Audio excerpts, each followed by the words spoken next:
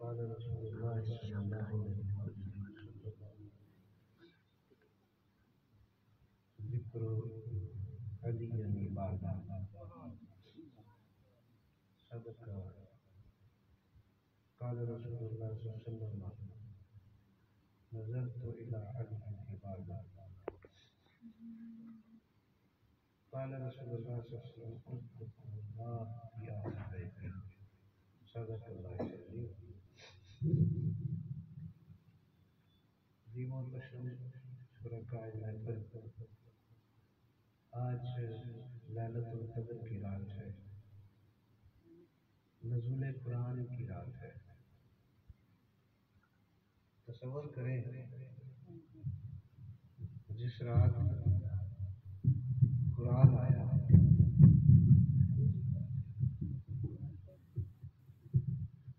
وہ رات اللہ نے فرمایا کہ ہزار مہینوں سے افضل ہے. جس رات قرآن آیا اور پورا قرآن نہیں آیا، قرآن کی آیت آئی اقرا بسم ربک الذی خلق، پڑھو اپنے رب کے پاک نام سے جس نے تمہیں خلق کیا. یہ آیت اتری رب کریم نے فرمایا یہ رات جو ہے وہ ہزار مہینوں سے بہتر ہے. جس رات قرآن آیا وہ رات حضور 7,000 مہینوں سے افضل ہے، اور جس رات صاحب قرآن آیا اس رات کی کتنی فضیلت ہے، اس رات پہ کتنا مقام ہوگا. اور پھر حضور پیر صاحب حضور سیدنا طاہر العابدین احمد گیلانی رحمۃ اللہ علیہ آپ فرماتے ہیں ایک شب میں مولا علی کی بارگاہ میں حاضر تھا. 3 لوگوں کو حضرت مولا اقدس کی بارگاہ سے سند ولایت ملی. ایک صاحب یہ سننے کے کیا بات، یہ پیر صاحب کی زبانی میں نے سنا ہے تو میں ان کا راوی ہوں. فرماتے ہیں کہ ہم بارگاہ اقدس مولا میں حاضر تھے تو 3 لوگوں کو ولایت کی سند عطا ہوئی. یہ تو ہم نے بھی پڑھا ہے کہ ولایت ملتی اسی کو ہے جس کو مہر مولا علی لگاتے ہیں، کیونکہ آقا کریم علیہ السلام نے فرمایا کہ میرے بعد نبی تو کوئی نہیں آنا لیکن میرے بعد مولا ہے، اور وہ مولا کائنات مولا علی ہے.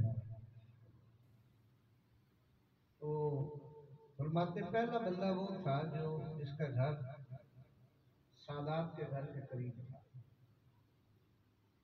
تو سیدوں کے بچے جو ہیں وہ باہر نکلتے کسی ادھر ادھر جانے لگتے تو وہ جھڑک کے ڈر گئے.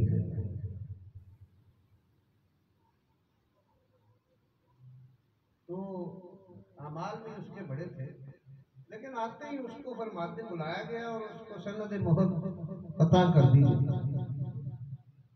تو جب بارگاہ مولا اقدس میں حاضری ہوتی ہے نیکیوں کے ساتھ ساری جانچ پڑتال ہوتی ہے، تو مصاحبین جو تفصیل پیش کر رہے ہوتے ہیں عرض کرتے ہیں حضور یہ تو بڑا ناقص آدمی ہے، عبادتوں میں بھی بڑا نقص ہے، غفلتیں ہیں.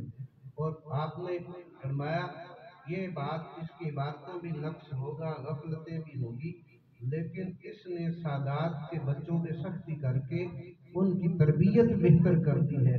اس کا یہ مجھ پر احسان ہے، آج میں علی اس کا احسان اتار رہا ہوں.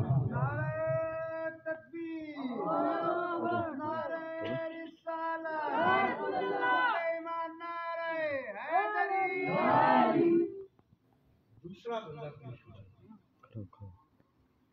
اس کو بھی ایسے مہر ولایت سند ولایت عطا کر دی. پوچھا گیا اس کا بھی کوئی معاملہ محاسبہ نہیں ہوا، عطا کر دی ہے، تو یہ کون ہے؟ فرمایا یہ عام آدمی ہے، لیکن اس کا یہ معمول ہے کہ جہاں میری آل میں سے کسی فرد کو دیکھتا ہے، میری دوسری حال میں سے کسی فرد کو دیکھتا ہے، ظاہر نہیں دل و جان سے جھک جاتا ہے۔ حضور نے فرمایا نا ادبوا اولادکم ثلاثۃ کے ساتھ، فرمایا یہ اس حدیث کو دل و جان سے پورا کرتا ہے، میں حدیث کو دلایا نہیں۔ تیسرا شخص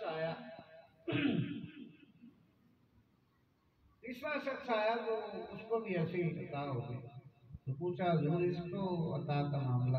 فرمایا اللہ نے اس کو آواز بھی دی تھی، خوش الہانی بھی دی تھی، ترنم بھی دیا تھا۔ یہ جب بھی کہیں کوئی کلام پڑھنے کو کہتا، یہ ذکر اہل بیت ہی کرتا ہے۔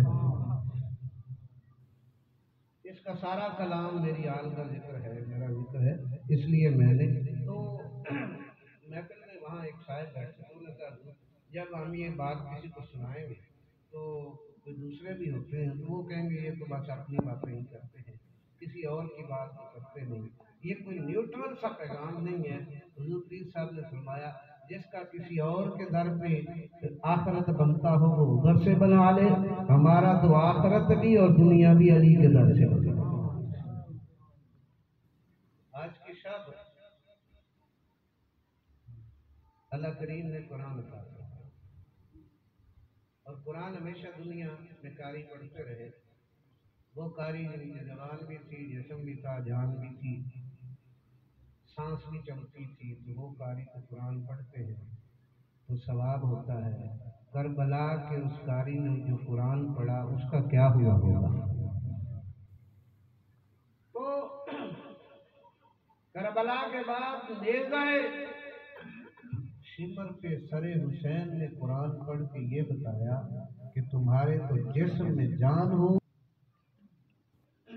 اور اکثر لوگ آپ مریدین سے یہ سوال کرتے ہیں کہ ان کا کیا طریقہ کار ہے؟ وہ ایک حضرت کہتے ہیں کہ یہ امام شافی کے طریقے پہ چلتے ہیں، کوئی کہتے ہیں وہ نہیں، ان کا کیا طریقہ ہے؟ تو ہمارا طریق تراویح میں آج کل بڑی بحث ہو رہی ہے، ہماری طرف اعتراض ہو رہا ہے۔ تو رسول اللہ صلی اللہ علیہ وسلم نے تو اپنی زندگی میں 3 دن تراویح کی نماز پڑھی۔ امت کے لیے حجت عمل وہی ہوتا ہے جو نبی کرے۔ امت کے لیے حجت عمل کون سا ہوتا ہے؟ جو نبی کرے۔ نبی نے 3 دن پڑھی پھر چھوڑ دی۔ ایک جگہ علماء کا گروپ بیٹھا تھا، ہماری گفتگو ہو رہی تھی، وہ مجھے کہہ رہے تھے 20 پڑھی ہیں، 12 پڑھی ہیں، 10 پڑھی ہیں، 8 پڑھی ہیں۔ میں نے کہا اچھی بات ہے، پڑھی ہیں حضور نے، 11 بھی پڑھی ہوں گی، 12 بھی پڑھی ہوں گی، 20 بھی پڑھی ہوں گی، مجھے یہ بتاؤ حضور نے چھوڑی ہے یا نہیں چھوڑی؟ ہاں جی حضور نے چھوڑی ہے۔ میں نے کہا حضور نے کیوں چھوڑی ہے؟ فرمانے لگا کہ حضور نے اس لیے چھوڑی ہے کہ امت پر کہیں واجب نہ ہو جائے۔ امت پر کہیں نبی تو چھوڑ رہا ہے کہ امت پر واجب نہ ہو جائے، امت تنگ ہوگی، امتی نے پھر خود پر واجب کر لی ہے۔ یہ کس کی نوکری ہوگی؟ رسول اللہ صلی اللہ علیہ وسلم نے نماز میں 4 کیٹیگریز رکھی ہیں، فرض رکھا ہے، سنت رکھی ہے، نفل رکھا ہے، واجب رکھا ہے۔ اگر ساری ہی نماز ہے تو نام مختلف کیوں ہے؟ ساری ہی نماز ہے، ساری ہی فرض ہے، جب بھی مسجد آنا ہے 17 ہی پڑھ کے جانی ہے، تو پھر سنت کیوں کہتے ہو، نفل کیوں کہتے ہو، واجب کیوں کہتے ہو؟ سوال ہے کہ نہیں ہے؟ رسول اللہ صلی اللہ علیہ وسلم نے ان رکعتوں کے نام الگ الگ اس لیے رکھے ہیں کہ میرا جو امتی فرض پڑھنے میں آسانی سمجھے، فرض اس پر فرض ہیں وہ اس نے ادا کرنے ہیں، باقی اس کا شوق ہے، باقی اس کا شوق ہے ادا کرے تو کر لیں، نہ کرے تو گناہگار نہیں۔ میں آج بات کر رہا ہوں، دنیا کا کوئی مولوی لا کے مجھے دکھاؤ کہے کہ سنت کا ترک کرنے والا کافر ہے۔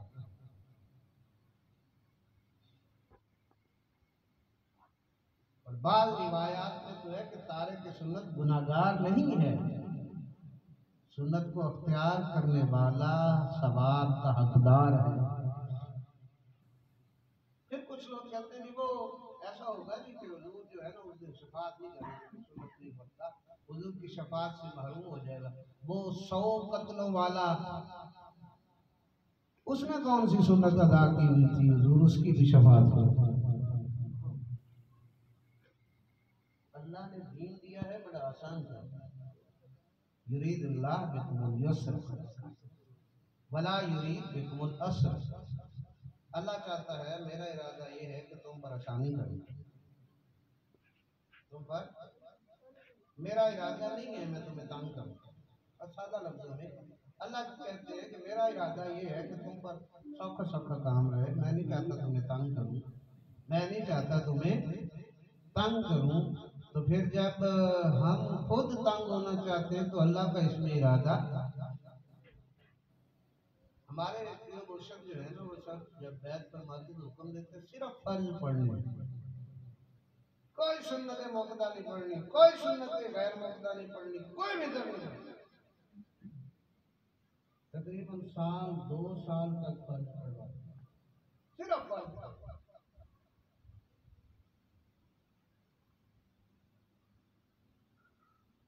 سمجھ نہیں آتا تھا، وہ لوگ پڑھنے کو پڑھاتے ہیں اور سنتا نہیں پڑھنے دیتے، نفل نہیں پڑھنے دیتے۔ تو 2 سال بعد سمجھ آئی کہ جب تک انسان کو فرض نماز پڑھنے کا ادب اور طریقہ نہیں آ سکتا تب تک وہ سنت پڑھنے کے قابل ہی نہیں۔ کعبہ چلے جائے نا، کعبہ چلے جائے، وہاں کچھ بے ادبی ہو جائے تو باقی ہے، روضہ مصطفیٰ میں بے ادبی ہو جائے تو معافی ہو۔ اس کا مطلب ہے فرض سنت کو پڑھنے کا ادب سکھا۔ یہاں سے پہلے جائیں نا، جاتے ہوئے سعودیہ جائیں عمرہ کرنے کی غرض سے تو حکم ہے پہلے عمرہ کرو، پہلے عمرہ کرو، طواف کرو،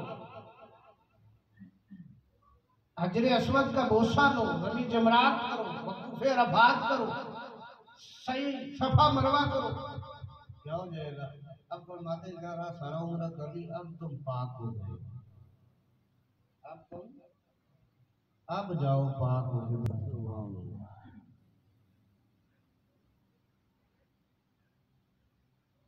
تو تراویح صلاۃ اللیل ہے، جتنی پڑھ لی جائے، اور ہمارا طریق امت کو وہ راہ نشان دینا ہے جو حضور نے عطا کیا۔ حضور کریم علیہ السلام نے حدیث مبارکہ دی ہے کہ اپنے بچے کو جب 10 سال کا ہو جائے تو فرض نماز کی تمرین کرے۔ حدیث اٹھا کے کھنگال کے دیکھیں، میں چیلنج کر رہا ہوں کہیں حضور نے اس عمر میں سنت نفل پڑھنے کا حکم دیا ہو یا کہا ہو کہ ان پڑھو۔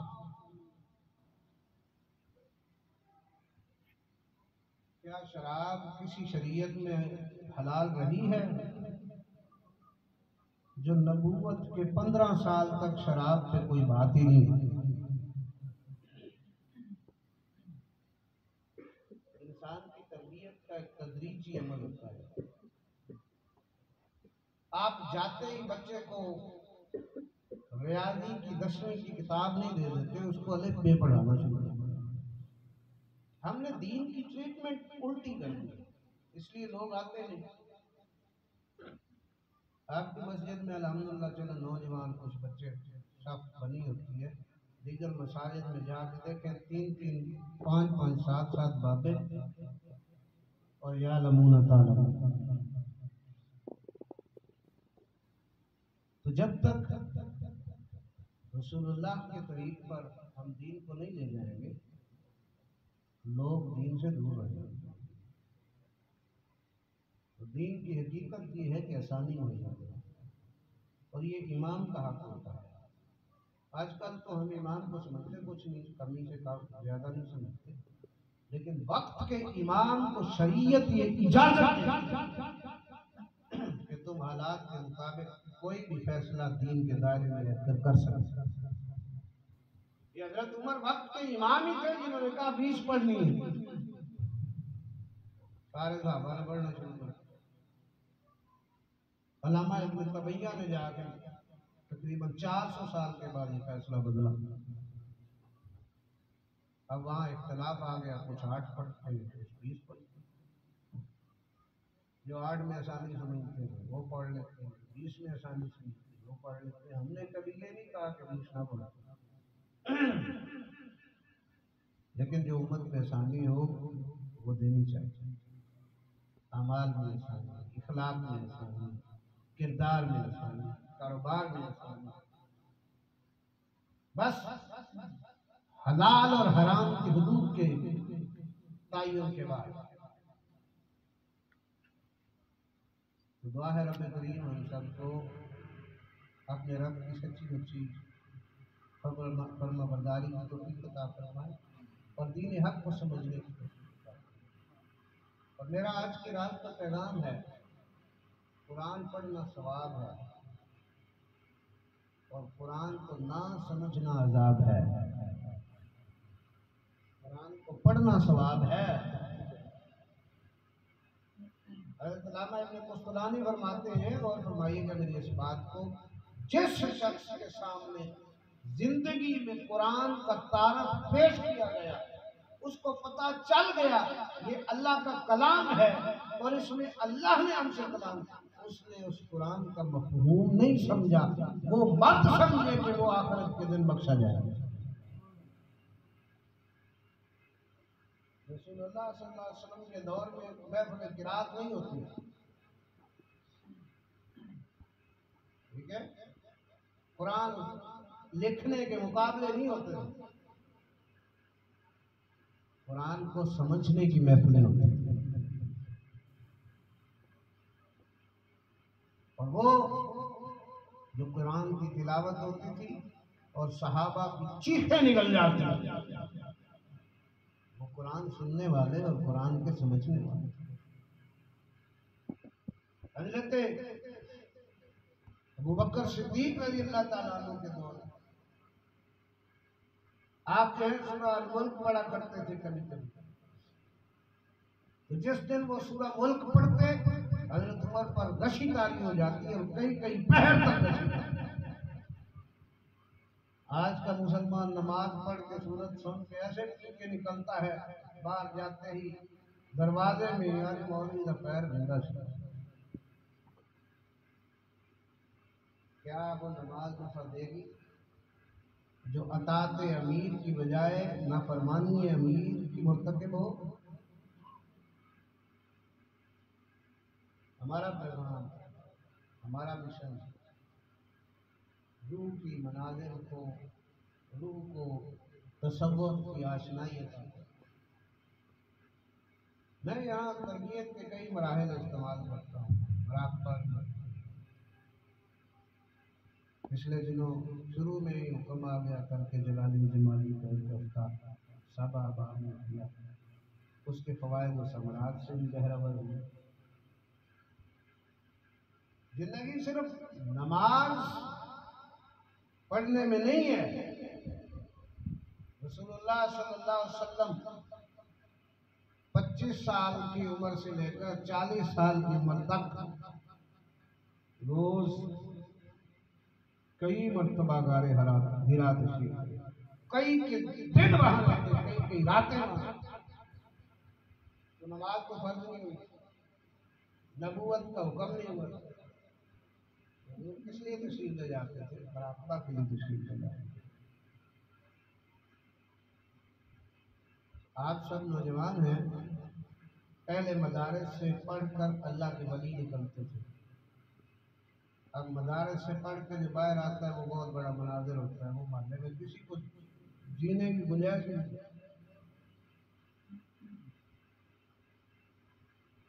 बहाउद्दीन ज़िक्रिया मुल्तानी ने मदरसा बनाया, फरीदुद्दीन गन शक्कर जैसा वली बना, ख्वाजा सुलेमान तौसवी जैसा वली, आफिर जमालुल्लाह अफगानी जैसा वली। मदरसे अब उस वक्त से बड़े बड़े, निकल वहां से जो है अल्लाह माफ, उनकी लड़ाई 20-8 की है, अल्लाह की फिक्र की नहीं है, मारिफत की फिक्र की नहीं है, तरीकत की राह की नहीं है। आज की रात मैं चाहूँ तो हदीस भी बयान करूँ, कुरान भी बयान करूँ, लेकिन मैंने बेहतर समझा कि बाज़ नसीहत की जाए कि आज की शब रब कायनात बड़ा करम फरमाने वाले हैं, लेकिन हम इरादा करेंगे कि आज से हम कुरान को समझने वाले बने। अभी अलामात के साथ मैं कुरान को पढ़ाने की कोशिश कर रहा हूँ। आज 8वां सबक, कुल 15 सबक है, कुल 15 सबक है, 15 लेक्चर हैं, और मेरा ख्याल है 20 मिनट से ऊपर कोई नहीं गया लेक्चर। तो 300 मिनट अगर कोई बंदा अल्लाह की राह के लिए वक्त कर दे, 300 मिनट से उसको 70% कुरान का तर्जमा पढ़ने का फन मिल जाए। और जिस दिन कुरान का तर्जमा पढ़ना आ गया, उस दिन कोई और किताब अच्छी नहीं होगी, कोई और किताब पढ़ोगे भी तो रुख और ज़हन फिर मुड़ के कुरान की तरफ चला जाता है। क्यों? उम्मुल किताब कुरान है, कायनात की किताब कुरान है। क्यों? अल्लाह का कलाम है। और एक शख्स आया बहाउद्दीन ज़िक्रिया मुल्तानी रहमतुल्लाह अलैह के पास, अर्ज़ कर रहा था मैं अल्लाह को जानना चाहता हूँ, अल्लाह से पहचान करना चाहता हूँ। फिर फरमाया अल्लाह की ज़बान सीखो, अल्लाह की। कोई कंप्यूटर सीखना चाहे तो फिर कंप्यूटर की टर्म्स को याद करे ना, सीखे ना, फिर ही कंप्यूटर को जान सकता है। आपने फरमाया अल्लाह को जानना चाहते हो, जी हजरत अल्लाह को, जब फरमाया अल्लाह की ज़बान सीखो। आज की अल्लाह की ज़बान क्या है? फरमाया अल्लाह की ज़बान कुरान।